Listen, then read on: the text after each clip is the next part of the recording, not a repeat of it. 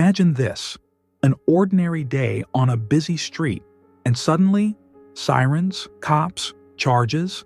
The cops arrest a black man and accuse him of staging an accident. But here's what happened the next day. Fear, suspense, and surprise all mixed together in this incredible story. By the way, while you're watching, it's important for us to find out who's with us today.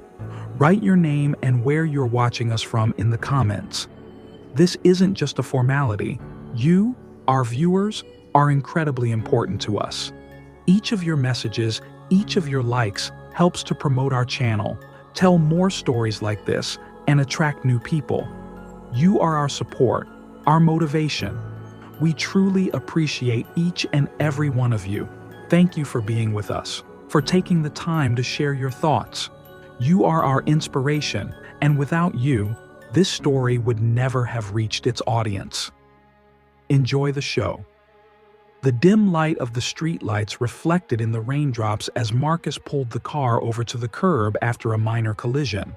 All he could think about at that moment was how to fix it quickly, call the insurance company, and continue on his way home. But barely had he gotten out of his car when a police patrol car pulled up next to him. The two officers walked toward him without saying a word, giving him stern, wary looks. Marcus instinctively raised his hands to show that he was not a threat. Nervousness began to set in, amplifying his every move, every word.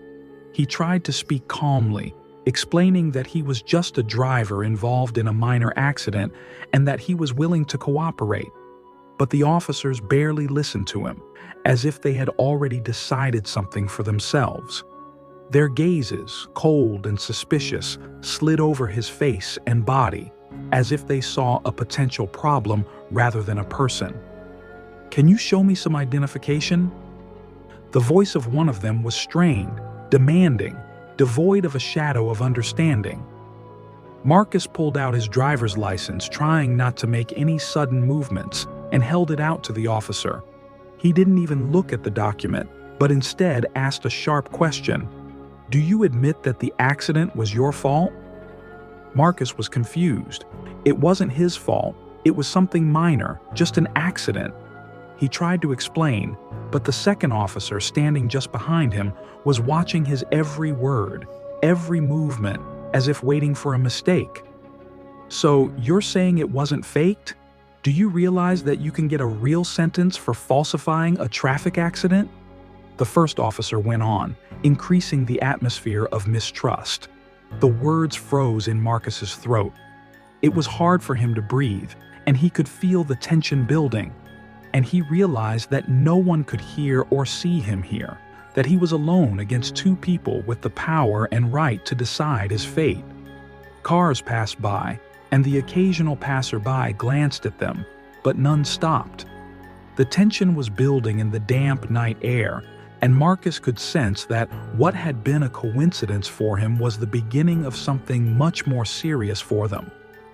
Marcus stood under the frowns of the police officers, trying to remain calm, but their voices grew sharper, more insistent, as if clinging to his every word.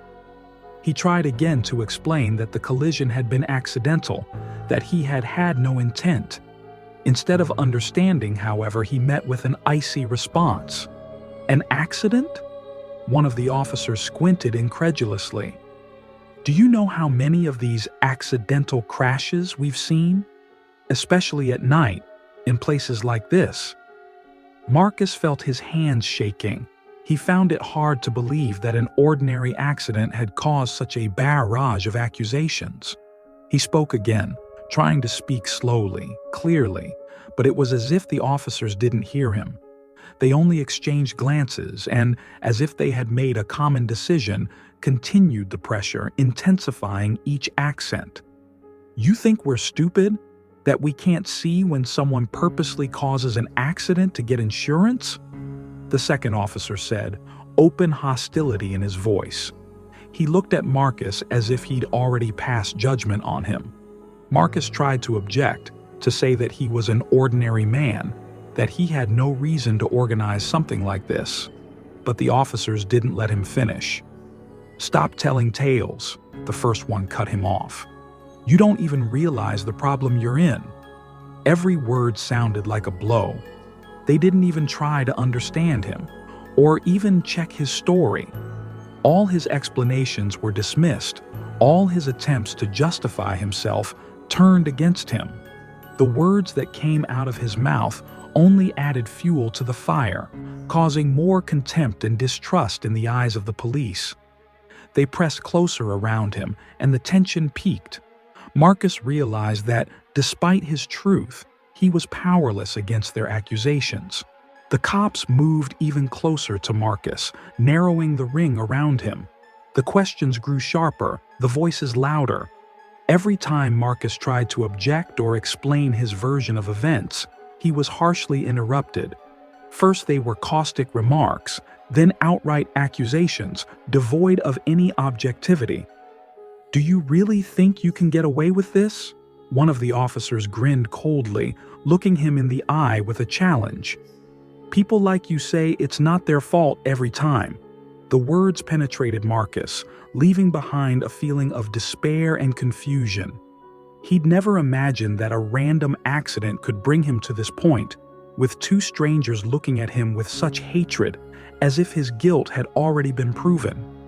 "Come on, come clean." The other officer's voice sounded increasingly threatening. "We can do this the easy way, if you just tell the truth. Tell us what happened, and we'll write it down."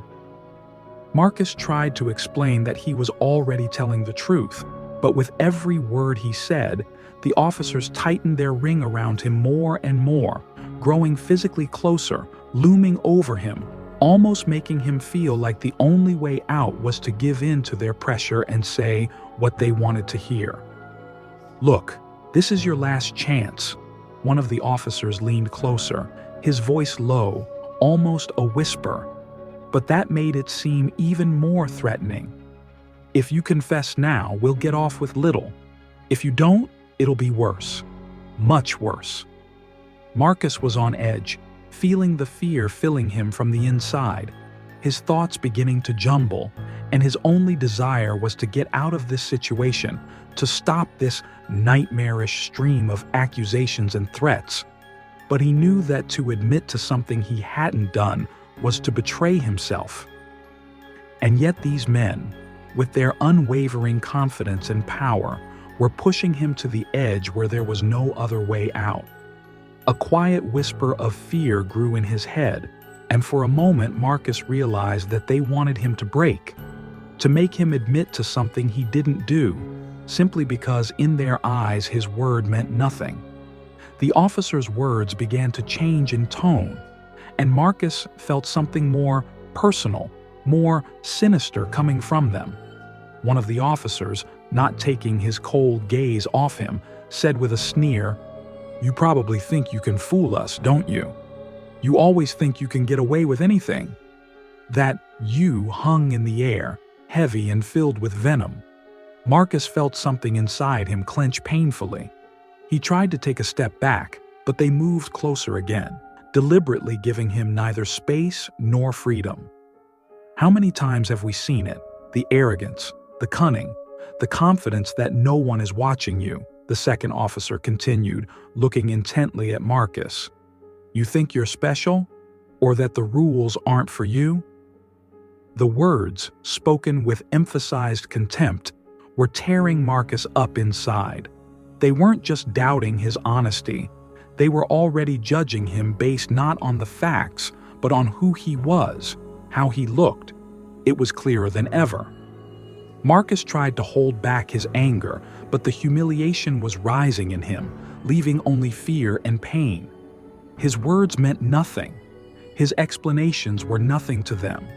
He saw them exchanging glances, grinning at his protests, as if they knew in advance that he could prove nothing. "We know your kind," one of the officers hissed again, shoving his papers on the hood of the car as contemptuously as if they were junk paper. "You think we're going to let you get away with this? Why would we?" Marcus knew he was losing what little control he had over the situation. In their eyes, he was just a stereotype, just another person they thought should admit guilt without asking questions. Fear and humiliation overwhelmed him, robbing him of his strength. Marcus looked up, trying to maintain his dignity, but by now people were gathering around him. Passers-by slowed their steps, glancing around at what seemed to be another police check. Some pulled out their phones to take pictures of what was going on. Others chatted quietly, casting wary glances at Marcus. The officers noticed the public's growing interest and, instead of acting more restrained, seemed inspired by their new audience. "That's what happens when you think you can cheat the system," one of the cops said loudly, staring at Marcus as if he'd already been found guilty. "Guys like you always think you're smarter than everyone else, but it's not going to work this time." Marcus felt the blood rush to his face. He couldn't bear the thought of being made to look like a criminal in front of everyone. He tried to object, but his words were again drowned out by the officers' imperious voices. "And how much were you going to get from this accident?" the second one shouted, adding more sarcasm to his tone. "Insurance payment, compensation for the injury." What was the plan? The policeman's words were loud enough to be heard by everyone around him. Marcus felt the stares of the passers-by, full of doubt, judgment, and curiosity. He knew that to them he was just part of someone else's story, a random episode on the street. But to him, it was an unbearable shame. The people around him stood and looked at him as if they were really facing a criminal, a liar. He felt himself gradually turning into the image created by these officers. A man who could not be trusted, whose motives were suspicious, who might really be up to something. "It's all right. Let him get used to it," one of the policemen added with a sneer. "People like him rarely learn the first time." Marcus stood in the middle of the crowd, feeling utterly helpless. He was alone against their words and accusations, and in the eyes of those around him, their word was stronger than his attempts to justify himself. He didn't know what could have changed the situation, but he realized one thing. Every new look, every new taunt and rejoinder of the policeman left a deep trace in his soul, as if erasing his dignity, turning him into what they wanted him to be. When Marcus was handcuffed, the cold metal dug into his wrists, leaving painful marks. He felt the crowd around him freeze, some people shaking their heads disappointedly, as if they had gotten confirmation of their suspicions. He was taken to a patrol car, and despite his protests and explanations, none of the policemen showed the slightest interest in what he was saying. Silent, stern, they led him as if he were a dangerous criminal. Inside the ward, he was placed in an empty interrogation room with a dim light that made him slightly dizzy. The room was sterile and cold, reflecting the hostility that was now an integral part of what surrounded him. When the doors slammed shut behind him, he was alone with his fears and despair. A few minutes later, the same officers entered. They sat silently across from him, their faces even more stern and rigid than before. One of them put the papers on the table, staring intently at Marcus as if waiting for him to collapse. "Are you going to tell the truth now?" One of them started sharply, looking him straight in the eye. "How many of these accidents have you had? Once? Twice? Or do you do it professionally?" Marcus tried to object, to say that he had never been involved in any staging, that it had been an ordinary accident. But just as he started to speak, the second officer slammed his fist on the table, making him wince. "Stop this nonsense. We know who you are and what you've been up to. Do you really expect us to believe in your coincidence?" The officer emphasized the last word, emphasizing his contempt. Every word he said cut his ears like a blade. Marcus realized that his explanations weren't reaching these men. They didn't want to hear his side of the story. They just needed a confession to fit him into their version of events. And if he didn't confess, they would do anything to make him break. "Look, you have nowhere to go," the officer continued, leaning closer, his voice cold and pressing. "We can keep you here as long as it takes. You're going to talk anyway. You have no idea what you've gotten yourself into." Marcus felt his strength leaving him. He was alone, helpless, trapped in this room with people who left him no chance for justice. He realized that every word he said and every attempt to defend himself only led to more accusations and threats, more ridicule and humiliation. He sat with his head down, feeling broken and devastated. Hope was fading, leaving only a feeling of utter powerlessness. The next morning, the doors of the station opened, and a man in a strict suit with an expression of extreme seriousness on his face entered the interrogation room.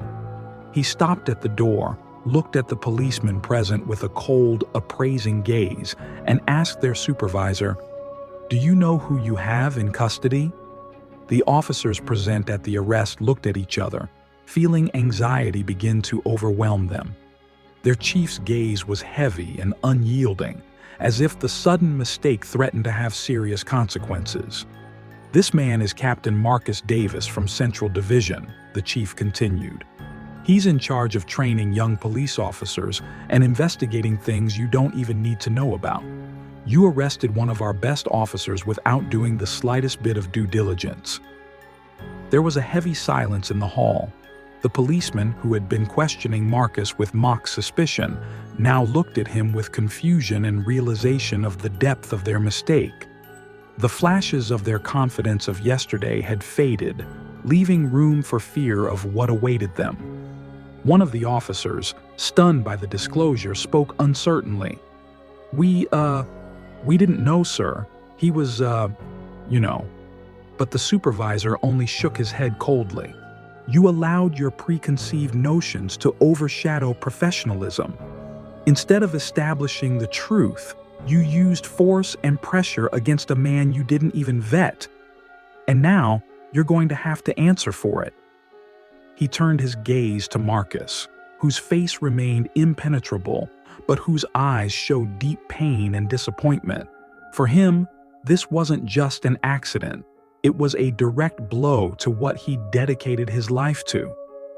"Marcus," the chief began with a note of respect, "we are sorry for what happened. I guarantee that this incident will be thoroughly investigated and the perpetrators will be punished." Marcus didn't answer. He stood up, looked at the people who had questioned his dignity yesterday, and silently left the room. Outside the door, he left not only these walls, but also their humiliation, realizing that what had happened would change not only him, but everyone involved in this arrest. A few days after the incident, the story of Captain Marcus Davis's arrest burst into the news. Newspaper headlines, television stories, and internet articles all spoke of a blatant case of police bias that led to the unjust arrest of a high-ranking officer. Journalists quickly picked up the story, and by the end of the week, everyone knew what had happened on the dark street that rainy night. Social networks were bursting with comments, people sharing their thoughts, many of which sounded like outright outrage. The public demanded answers, and loud calls for justice were everywhere. The police department, usually silent on such matters, came under unprecedented pressure. The management was forced to make official comments, promising a full internal investigation and justice. Television news programs replayed the arrest scenes over and over again, and human rights experts discussed the underlying problems that the incident had uncovered. Increasingly, there was talk of systematic racial bias in the police, and how such situations, left unaddressed, deal a serious blow to public confidence in law enforcement. Under public pressure, the police officers involved in the arrest were suspended from their posts while the investigation was underway. But for them, it became more than just a disciplinary measure. Now their faces and names were known to everyone. People pointed them out in public places, and their social media accounts were flooded with angry comments and questions about how they could do this. At public meetings and rallies that began to be organized throughout the city, people demanded not only punishment for those responsible, but also reforms in the police system. Citizens, human rights organizations, and opinion leaders united in declaring that this case was only the tip of the iceberg and that the real problem lay deeper. This resonance took the story beyond a single incident. The arrest of Captain Davis became a symbol of the need for change, and for the police, it was a stark reminder that their every action was under close public scrutiny. When public pressure peaked, the authorities announced the launch of a thorough investigation into the incident. An independent commission was appointed to analyze the actions of the police officers involved in the arrest of Captain Davis. The commission was made up of representatives of various human rights organizations, lawyers, and experienced investigators whose task was to objectively assess what went wrong that night and to identify the roots of bias. The police officers' every move was scrutinized, from the moment they stopped Marcus to their behavior in the interrogation room. The commission had access to security camera footage and microphones that recorded their actions and words. Marcus's testimony and the testimony of random bystander witnesses confirmed the bias and humiliation he was subjected to. The officers' remarks of outright mockery and disdain left no doubt about the racial bias of their actions. At the commission meetings, police representatives tried to justify themselves by claiming that what had happened was a misunderstanding or an exaggeration. But the pressure of facts and public opinion proved irresistible. As the investigation deepened, it became clear that such police behavior was not exceptional. Complaints of rudeness and bias had previously been made against the same officers, but each time the complaints went unanswered. The commission demanded personal explanations from the police officers involved in the arrest. Under the glare of public scrutiny, they tried to remain confident, but their apparent confusion and attempts to evade answers gave them away. When their interrogation techniques, their dismissive treatment of suspects, and their frequent use of threats became public, the case became even bigger. As a result, the commission issued a decision that was a real blow to the reputation of the entire department. It recommended that the officers be suspended from service and that they be given mandatory training on racial tolerance and respectful treatment of citizens. Moreover, it was proposed to review the system of monitoring police officers' actions on the streets to prevent such incidents in the future. Their careers were jeopardized, and for some, the prospect of returning to their former positions became almost impossible. These consequences were more than just punishment. They showed everyone that such behavior would no longer be tolerated by either the authorities or society. The story of the wrongful arrest of Captain Marcus Davis sparked a wave of change that was long overdue.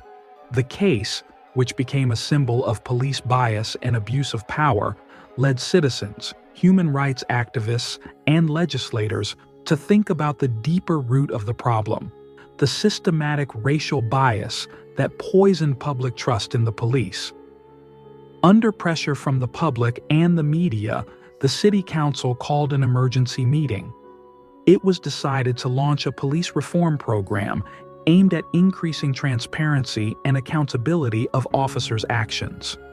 One of the first steps was the introduction of mandatory cameras on uniforms for all police officers so that their every move could be recorded and verified.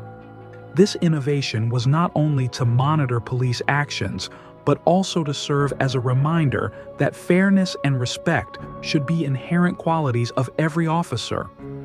The reforms also established a mandatory cultural and racial tolerance training program.